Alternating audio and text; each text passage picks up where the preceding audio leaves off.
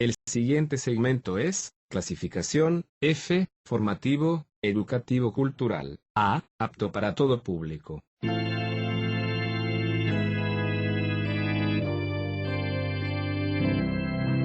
Bienvenido a Hora de Estudio Bíblico, con nuestro maestro el Dr. Lehman Strauss. Este estudio es el resultado del tiempo personal con el Señor, el ministerio pastoral y la experiencia en conferencias bíblicas del Dr. Lehman Strauss. Él nos instruye y alienta con la enseñanza de la palabra de Dios. Ahora, el Dr. Strauss. Muchas gracias por sintonizar Hora de Estudio Bíblico. Busque su Biblia, por favor, y vaya a Levítico capítulo 23. Estamos en una serie de estudios en este capítulo tan importante del Antiguo Testamento. Hoy tenemos mucha información que cubrir, así que no estoy seguro si vamos a poder terminar. Pero antes de comenzar vamos a ir a Dios en oración. Amado Padre, estamos muy agradecidos por nuestro amado Salvador, el Señor Jesucristo, y te agradecemos también por las Sagradas Escrituras. Sin tu palabra estaríamos vagando en las tinieblas, y te agradecemos que tu palabra nos trajo la luz. Te alabamos, Padre, por el privilegio de exponer tu palabra a tantas personas por medio de la radio. Te agradecemos por cada emisora que está transmitiendo en este momento el programa. Te agradecemos también por los oyentes que ayudan y sostienen el ministerio, los que oran y ofrendan para este ministerio. Padre, te pedimos por cada oyente en este día, que sean bendecidos más allá de sus necesidades, llénalos de bendiciones espirituales. Te lo pedimos y te agradecemos en el nombre del Señor Jesucristo. Amén. Levítico capítulo 23, como les decía. Hay algunas cosas que tenemos que tener en cuenta en cuanto a estas festividades. Estamos estudiando las fiestas de Jehová. Son llamadas fiestas en Levítico 23 y son en verdad convocaciones santas. El pueblo de Israel se juntaba con el propósito de adorar a Dios y tener comunión los unos con los otros. Se trataba de un tiempo de reunirse. Cada una de estas convocaciones es llamada santa. Eso significa puesta aparte para un propósito santo específico, para honrar y glorificar a Dios. Y hoy estamos viendo ya la cuarta fiesta. La primera fue la fiesta de la Pascua, que sugiere la idea de la salvación, nuestra unión con Dios. La segunda fiesta, la fiesta de los panes sin levadura, está asociada íntimamente con la Pascua y nos habla de la perfección del Cordero sin mancha alguna y sin defecto. Y esa fiesta de los panes sin levadura es una figura de la santidad práctica del creyente y tiene que ver con nuestra santificación, la cual es esencial para nuestra comunión con Dios. Entonces, tenemos la fiesta de la Pascua, la muerte sacrificial de Cristo, representa nuestra salvación. Después teníamos la fiesta de los panes sin levadura, relacionada con nuestra santificación. Y en nuestro último programa hablamos de la fiesta de los primeros frutos o primicias, la cual está relacionada con las primeras dos fiestas y enseña el principio de la posesión divina. Y nos da una lección de la resurrección de Cristo y nuestra seguridad, y una lección de mayordomía y de administración.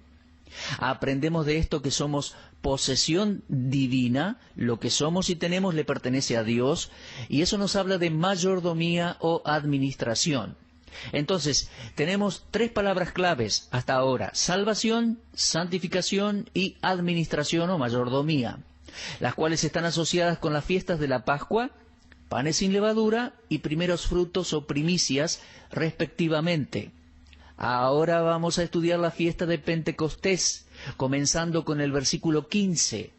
Existen varias cosas que tenemos que tomar en cuenta acerca de Pentecostés, por la simple razón de que siempre hubieron malas interpretaciones en cuanto a Pentecostés. Hay mucha enseñanza que no es bíblica en cuanto al tema. La gente no entiende el significado de lo que es Pentecostés. Algunas personas buscan una experiencia. Bueno, estos individuos no conocen la historia de Pentecostés. El Calvario es historia, partimos de ese punto, la cruz, pero también debemos partir del momento histórico de Pentecostés. No regresamos al Calvario, a la cruz, ni regresamos a Pentecostés. Dios tiene un programa y debemos seguir adelante, pero debemos estudiar y entender de qué se trata. Ahora bien, la fiesta de Pentecostés siempre cayó en el primer día de la semana. Esto es muy importante.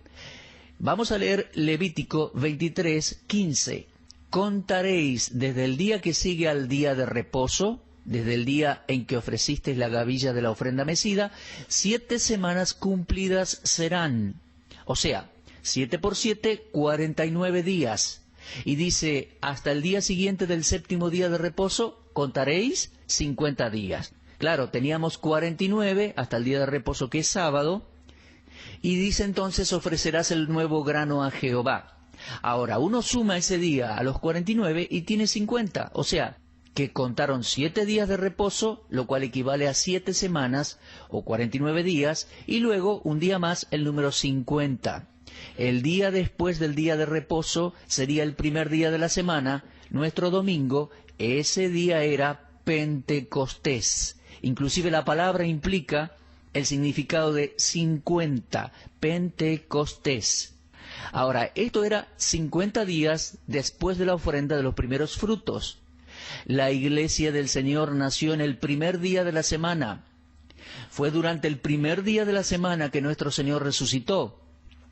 Y eso nos dice algo. ¿No sería extraño si la iglesia guardara el antiguo día de reposo que pertenecía a la antigua creación, cuando la iglesia pertenece a una nueva creación? Cuando la iglesia se reúne el primer día de la semana, el domingo, estamos celebrando la resurrección de nuestro Señor y el aniversario de su iglesia. Ahora, este festival o esta fiesta también es conocida como la fiesta de las semanas, celebrada por 7 semanas, a causa de la cuenta de las 7 semanas, después de los primeros frutos. Fue designada en Éxodo 23:16 como la fiesta de la siega o de la cosecha, pero tal vez sea más conocida como la fiesta de las semanas. Éxodo 34:22, Deuteronomio 16:10 y Segunda Crónicas 8:13, todos estos pasajes nos hablan de la fiesta de las semanas. Se conoce como la fiesta de Pentecostés o la fiesta de las semanas. Ahora, como la fiesta cae en el día 50 después de los primeros frutos, es por eso que se llama fiesta de Pentecostés. Les decía, y les repito, la palabra griega para Pentecostés es 50. Eso es lo que significa. Pentecostés significa 50. Entonces, 50 días después de la fiesta anterior tenemos la fiesta de Pentecostés o la fiesta de las semanas. En Hechos capítulo 2, versículo 1, tenemos el cumplimiento del tipo en la cuarta fiesta judía. Son 7 en total, ya que el Espíritu Santo descendió 50 días después de la resurrección de nuestro Señor Jesucristo sobre aquellos primeros creyentes. El orden de las fiestas y su cumplimiento debe ser tenido en cuenta también. La Pascua necesitaba ser celebrada antes que la fiesta de las semanas.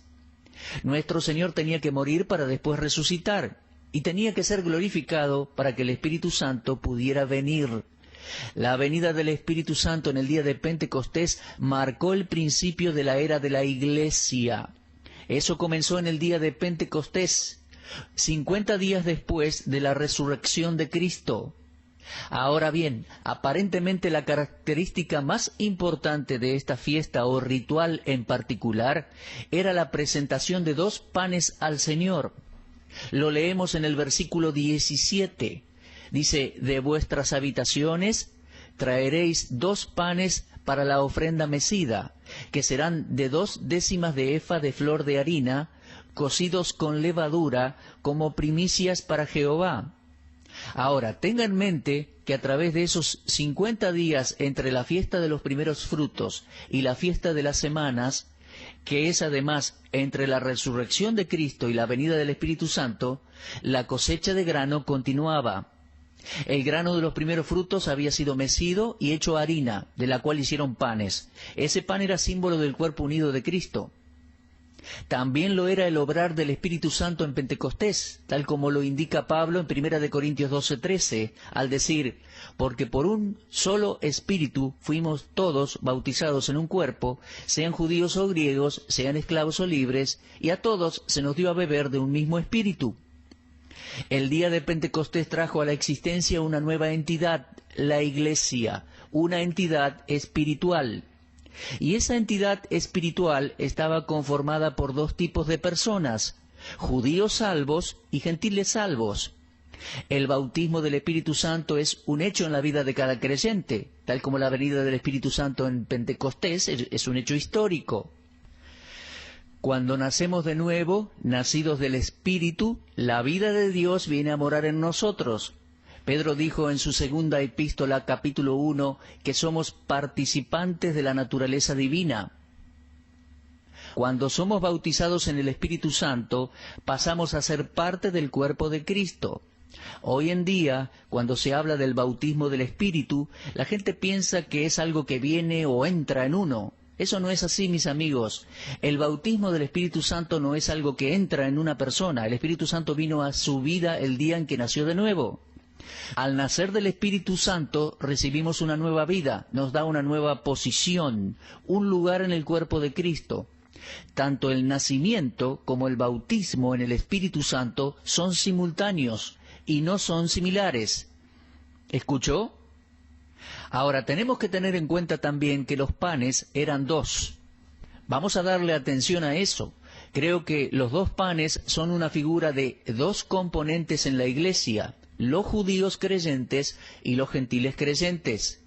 Algunos versículos dejan bien en claro que los judíos y los gentiles constituyen el cuerpo de Cristo.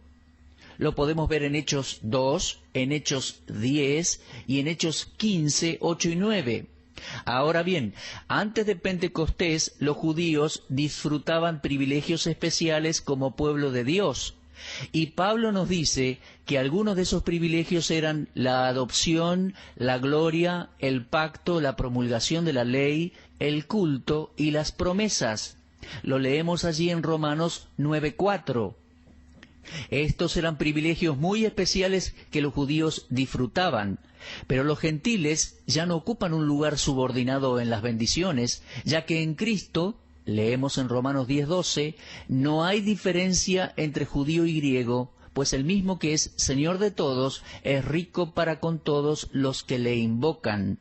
Entonces, el judío creyente y el gentil creyente, ambos lavados con la sangre de Cristo, bautizados por el mismo Espíritu, el cual mora en ambos, son ahora uno en Cristo. Efesios capítulo 2, comenzando con el versículo 14, habla de una pared intermedia. Eso estaba en el sistema de Moisés. Y ahora, dice allí en Efesios 2, esa pared ya no existe más entre el judío creyente y el gentil creyente. Pentecostés introdujo un nuevo orden. Los dos panes ahora son uno solo. Dice 1 Corintios 10:17, siendo uno solo el pan, nosotros, con ser muchos, somos un cuerpo, pues todos participamos de aquel mismo pan.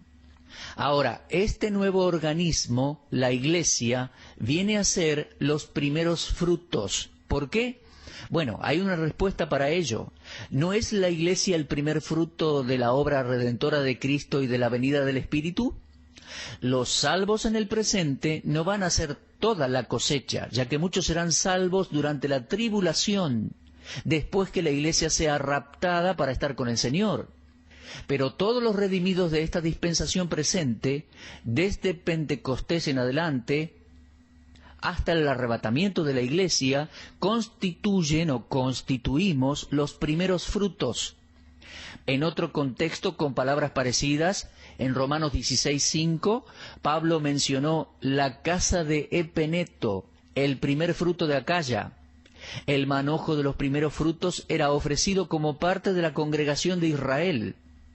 Luego, al entrar en Canaán, los israelitas debían ofrecer los primeros frutos de la tierra. Debían consagrar la primera parte como garantía de la consagración de toda la cosecha. Ahora, el padre estaba complacido con su hijo, quien eran las primicias. Permítame preguntarle algo. ¿Está Dios complacido con usted? Yo me pregunto, ¿estará Dios complacido conmigo? ¿Está Dios complacido con nosotros de que somos los segundos frutos? Mi amigo, si las primicias son santas, también lo es la masa restante. Y si la raíz es santa, también lo son las ramas. Ahora, posicionalmente el creyente es identificado con las primicias de los primeros frutos, que es Cristo. Los 2 panes se hacían con harina, producto de los primeros frutos y presentados ante el Señor. Y ahora somos uno en Cristo, aceptos en el amado, completos en Él. Y todo esto se ha consumado por la venida del Espíritu Santo en Pentecostés. Nosotros somos los primeros frutos del Espíritu, según Romanos 8:23, y hemos sido sellados con el Espíritu Santo de la promesa. Ahora, hay otra cosa en la cual quiero hacer hincapié, y si no explico esto, alguien va a escribirme y me va a cuestionar. En la fiesta de los panes sin levadura, dijimos que la levadura siempre es un símbolo del mal, representa un principio malo. Nunca en la Biblia va a encontrar la levadura representando algo bueno. En Levítico 23:17 dice que los 2 panes eran cocidos con levadura en esta fiesta de Pentecostés. Ese es un contraste con la Pascua, la cual tenía que celebrarse comiendo pan sin levadura. La levadura tenía que excluirse en la fiesta de la Pascua. No había levadura en la ofrenda de la Pascua, ya que ésta era un tipo de la humanidad perfecta y el carácter perfecto de Cristo. Pero los panes aquí nos hablan de creyentes, de los que son salvos, judíos y gentiles, la Iglesia. Y aquí la diferencia esencial entre Cristo y el creyente queda a la luz. Cristo era el Cordero de la Pascua, que fue inmolado para ser ofrecido al Padre sin mancha. Pero en los creyentes hay levadura. Es por eso que aquí en el versículo 17 encontramos levadura, porque representa a la Iglesia. El Espíritu Santo entra en el creyente, pero la naturaleza pecaminosa nunca logra erradicarse. La naturaleza pecaminosa que queda en nosotros nos recuerda constantemente que no podemos estar delante de Dios por nosotros mismos o nuestros méritos. El hecho de que estos panes de Pentecostés tenían levadura sorprende a muchos. Bueno, la excepción se explica en que esto era un tipo de la Iglesia. Es una ofrenda nueva, o sea, ofrecer alimentos con levadura. He estado en el ministerio por muchos años, de los cuales 24 dediqué al pastorado. Lehmann Strauss ha predicado en más de 1.200 iglesias por Estados Unidos y creo que he conocido a algunos de los individuos más maravillosos en esas iglesias. De hecho, en las 2 iglesias que he pastoreado, encontré los creyentes más dulces que jamás haya conocido. Y muchos de ellos son mis amigos en la actualidad. Pero, amados, nunca estuve en algún lugar en este mundo, nunca estuve en una iglesia que fuera perfecta y sin pecado. Como ve, el principio de la levadura está allí. Simplemente está diciéndonos que es la fiesta de Pentecostés y representa el día en que la iglesia nació. El principio del mal permanece en el creyente. La levadura se encontraba en la iglesia de Corinto también. Pero alabado sea Dios por su bendita provisión en el ejemplo perfecto. Porque dice Levítico 23:18, y ofreceréis con el pan 7 corderos de 1 año sin defecto. 7 es el número de la perfección. Entonces aquí tenemos la perfección absoluta de Cristo, que ha pasado a ser la base en la cual los cristianos estamos firmes. Nunca podríamos llegar a Dios por nosotros mismos, pero Dios nos hizo aceptos en el amado. Nosotros somos imperfectos. El principio del pecado está dentro nuestro. Pablo lo dejó bien en claro en Romanos capítulo 7, donde dice, queriendo yo hacer el bien, hallo esta ley, que el mal está en mí. Él estaba escribiendo esto como creyente. Estaba hablando como una persona salva y simplemente decía que el mal permanecía en mí. Y esto creaba una batalla interior. Era un conflicto. Y por eso es que la fiesta de Pentecostés o de las semanas tenemos panes con levadura. Representan al creyente.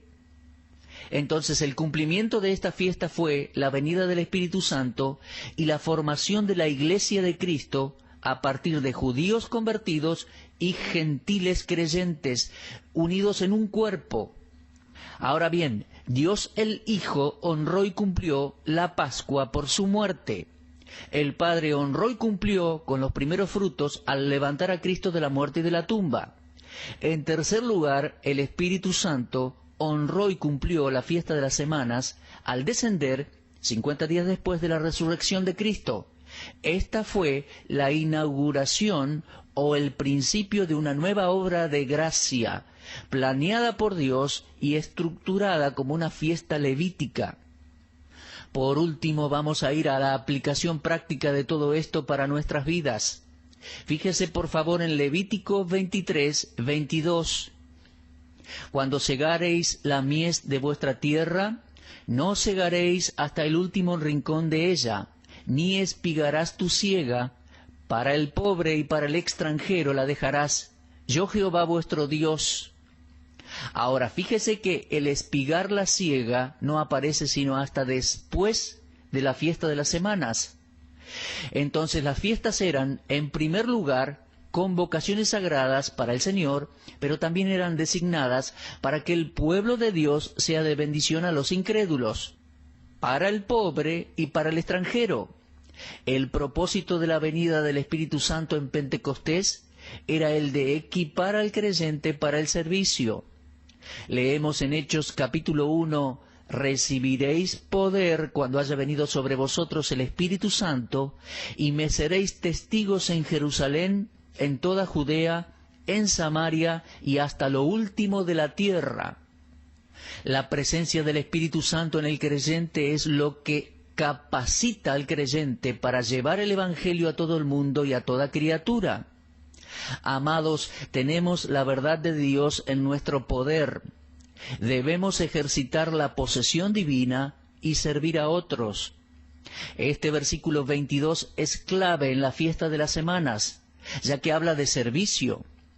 Ellos debían dejar para el pobre y para el extranjero, por lo cual las primeras 4 fiestas nos dan el orden de 4 grandes verdades: la salvación, la santificación, la administración y el servicio del creyente. ¿Lo ha entendido? En primer lugar, Pascua, la salvación del creyente. En segundo lugar, la fiesta de los panes sin levadura, la santificación del creyente. En tercer lugar, la fiesta de las primicias nos habla de seguridad y de administración para la vida del creyente. Y en cuarto lugar, esta fiesta de Pentecostés nos habla del servicio del creyente, capacitado ahora por el Espíritu Santo. Bueno, el tiempo se nos ha ido. De una manera útil creo que lo hemos aprovechado, reflexionando allí en Levítico 23 sobre la fiesta de Pentecostés. Espero que a partir de estos estudios pueda apreciar mejor el significado de estas fiestas allí en Levítico 23. Le sugiero, estimado oyente, que lea este capítulo en estos días. Hoy lo puede hacer pensando en nuestro próximo encuentro, nuestro próximo programa. Dios mediante, seguiremos estudiando estas fiestas en nuestro próximo programa. Si Dios quiere, será hasta entonces, y siga mirando hacia arriba. Usted estuvo escuchando Hora de Estudio Bíblico con el maestro el doctor Lehmann Strauss.